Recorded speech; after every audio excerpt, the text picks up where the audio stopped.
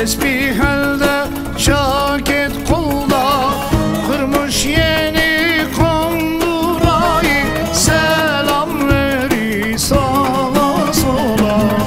Karşıdan geri kovarda, tesbih elde, şaket kolda, kırmış yeni kondurayı, selam veri sağa sola.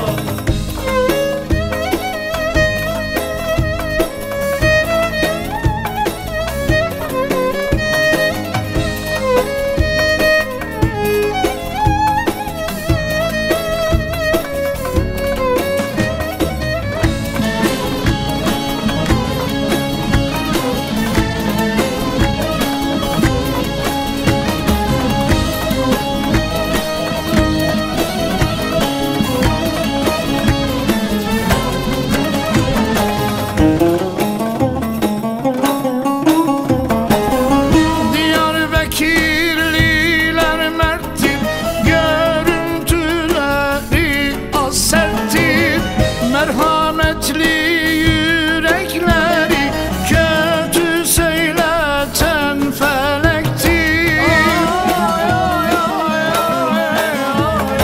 Karşıdan geli kovarda, tesbih elde, şaket kolda, kırmış yeni kondurayı, selam veri sağa sola. Karşıdan geri kovarda, tesbih elde, şaket kolda, kırmış yeni kondurayı, selam veri sağa sola.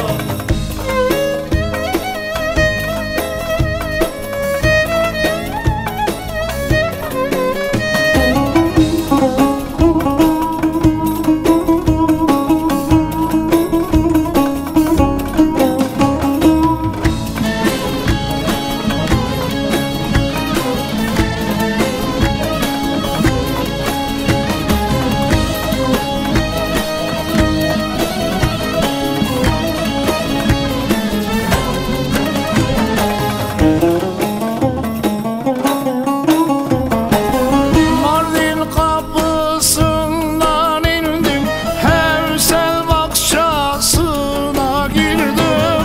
Kırklar Dağı on gözlüde, eski günleri yad ettim.